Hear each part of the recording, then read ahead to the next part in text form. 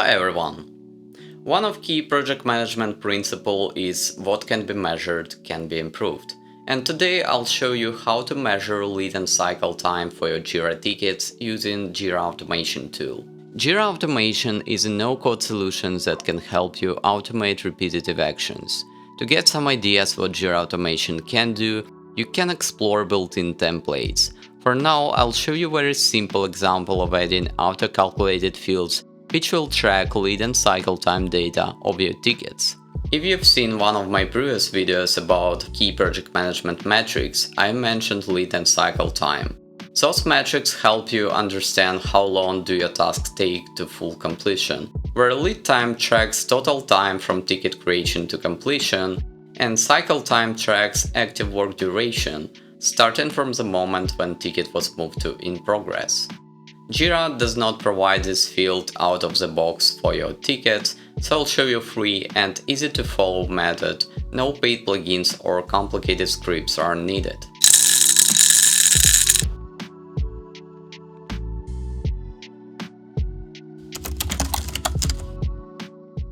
We start by adding required custom fields. We need to go to the project setting, select work items, types, and click Edit Issues Types on the top right. Then we select Custom Fields on the left. Here click the Create Custom Field button on the top right. To track cycle time, we need to log exact time when a development on a work item was started. We need to select a date time picker type of field just to be able to save date and time information, and then let's call it startedAt.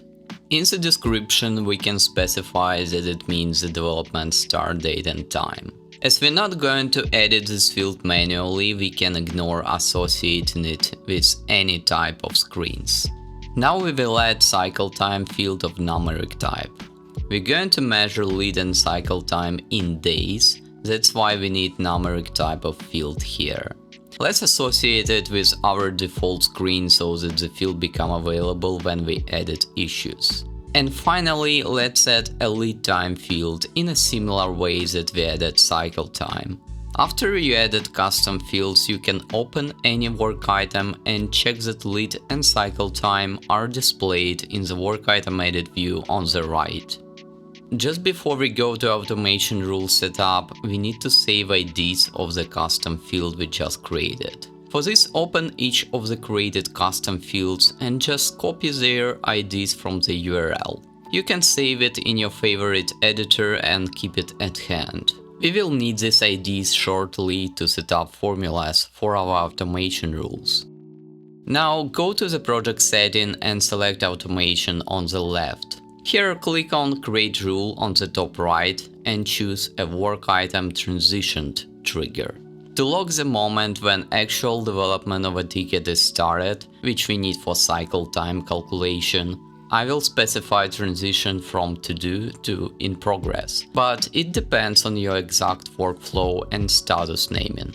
Then click on Add an action and choose Edit Work Item Action. Choose startedAt as a field to be set, and in the formula specify now in double braces, which means current date time.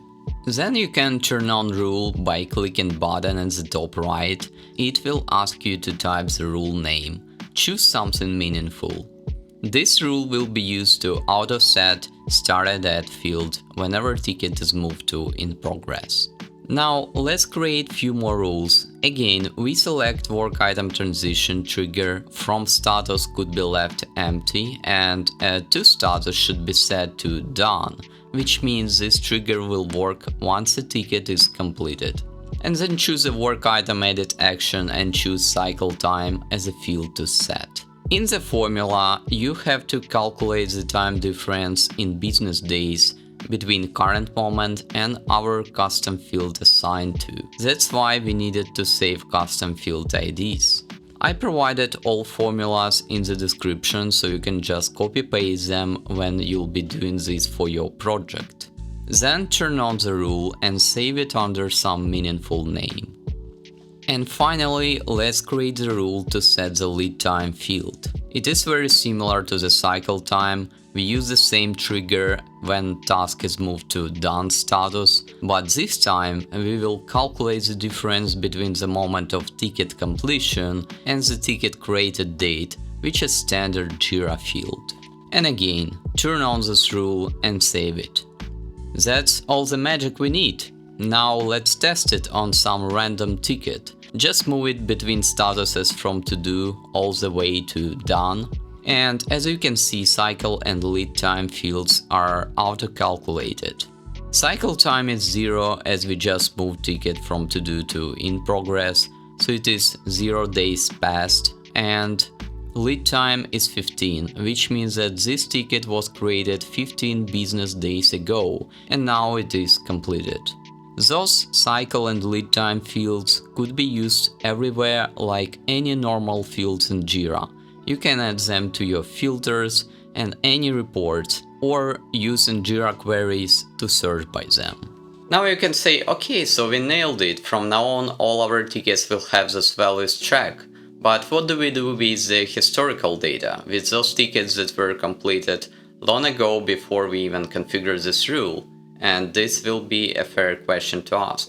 For lead time, there is a relatively simple solution, and that is to create one-time rule which will run by schedule. Specify end after one occurrence and some time for its run in the nearest future.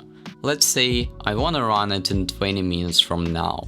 And in the JQL specify the criteria to identify tickets which this rule is applied to. We're interested in all completed tickets which have lead time field empty. And then add the same edit work item action which you apply to the lead time automation rule with the same formula, except this time we need to calculate the difference between created and result date. And that's it, the rule is created. And after it's executed, it should set lead time to all tickets which were done in the past but didn't have this field set. For the cycle time, it's a bit more tricky because understanding when tickets were moved to in progress requires that you make a separate API call for each ticket and getting a change log to understand when specific transition happened. Also, it's possible to achieve with Jira Automation. Better approach here would be to use special reports or Power BI queries, which I can explain you in some of my next videos. For today, that's it. Hope this video was helpful, thanks for watching. If you have any question or something didn't work for your project, please drop a comment and let me know. I'll try to help you. If you like this video, please hit the thumb up and share it with someone who might be interested in. You've been watching IT Lunch channel. Have a great and productive day and see you soon. Cheers!